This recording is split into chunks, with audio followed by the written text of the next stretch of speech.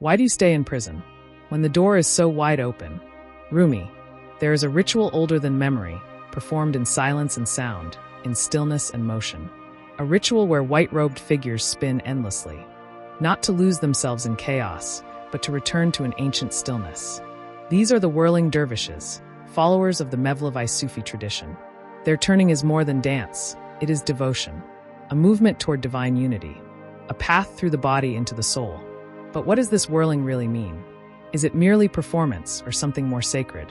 Why would someone spin for God?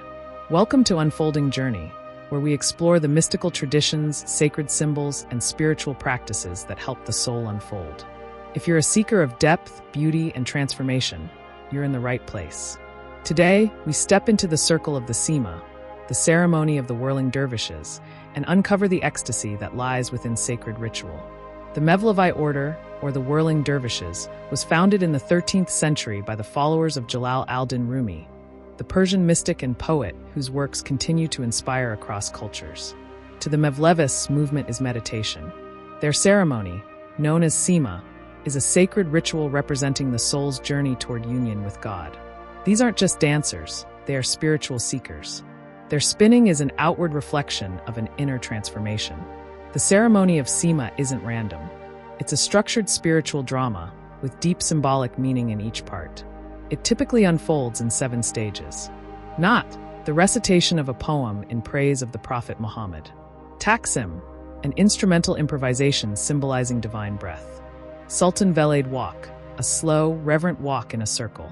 Whirling, the core of the ritual where the dervishes begin their turning. 4 salams, 4 distinct musical movements, each symbolizing a different aspect of spiritual realization. Quranic recitation, closing prayer. Each part moves the participants closer to spiritual ecstasy, not as an escape, but as a deep engagement with the divine. The dervish begins with crossed arms, right over left, symbolizing the oneness of God. Then slowly, arms open wide. The right palm faces upward to receive from the heavens. The left palm faces downward to offer to the earth. This posture says, "What I receive from God, I give to the world." Then the spinning begins. Not wildly, not uncontrolled. It is slow, balanced, centered. The left foot remains rooted. The right foot pushes the body into a slow orbit around the heart's axis. The dervish becomes a planet in motion, circling God as the center. This is not performance. It is prayer through movement.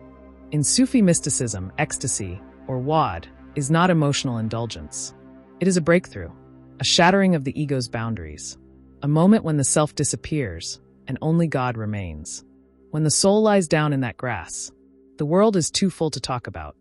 Rumi, whirling is designed to bring about such a state, not by force but by surrender. And yet, it's not without risk. Mystical ecstasy can be overwhelming. The discipline of the Mevlevi path is what protects the seeker from being lost in their own intoxication. That's why the ritual is precise, guided, intentional. The universe itself is in motion. Planets orbit stars, galaxies spiral, atoms spin. Everything whirls. To the Sufis, whirling is not unnatural. It is a return to nature's rhythm. The dervish's turning becomes a mirror of cosmic order, a reenactment of the divine harmony found in all creation. It's a reminder, we are not separate from the universe. We are in it and of it. Through spinning, the dervish realigns with the cosmic flow, shedding the false self in favor of the eternal self. Though the music is beautiful and the garments flowing, the true experience of Sema is inward. As the body spins, the mind falls silent. Thoughts dissolve into rhythm. The dervish enters a sacred stillness inside the movement. This is paradoxical. Motion leads to silence, chaos to order, ecstasy to peace. Rumi said it best. There is a voice that doesn't use words. Listen. The ritual helps the soul tune into that voice, the divine whisper beneath all noise. Every detail in the ceremony carries meaning. The white robes represent a burial shroud, the ego's death. The black cloak, worn at the beginning, symbolizes the worldly self. It is cast off before the whirling begins. The tall felt hat is a tombstone, reminding the seeker of death and rebirth. Even the circular floor represents the cycle of life, the orbit of the planets, the endless circle of existence. Nothing is accidental. Everything points inward. Legend has it that Rumi began turning in the marketplace, overcome with joy at hearing the rhythmic clanging of a goldsmith's hammer. In that sound, he heard the name of God. He began spinning on the spot, arms open, tears in his eyes. This spontaneous ecstasy became the seed of what would evolve into the formal ritual of the Mevlevis. Try to be like the turtle, at ease in your own shell. For Rumi, whirling was not escape from the world, but a deep entering into its sacred essence. Unlike theological or purely scholarly traditions, Sufism is experiential. The Sufi does not just study God, they seek to taste God. Whirling is a tool for that tasting. And unlike ascetic traditions that deny the body, Sufism integrates it. The body becomes the instrument of spiritual awakening. The heart, the compass. The dance, the map. The Mevlevi dervishes show us that ritual can be revelatory. That we don't always have to sit still to meet the sacred. What can we learn from the whirling dervishes today? In a culture of distraction, their turning reminds us to center. In a time of anxiety, their calm orbit teaches us to root ourselves. Their ritual is not about performance or perfection. It is about presence. You don't need to spin in a robe to follow their path. But you can ask, what brings you closer to the divine? What practices reconnect you with the still point inside the spin? Maybe for you it's music, poetry, silence, or service. Whatever it is, return to it.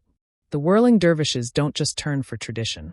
They turn because it aligns them with something eternal, something infinite, something that Rumi called love.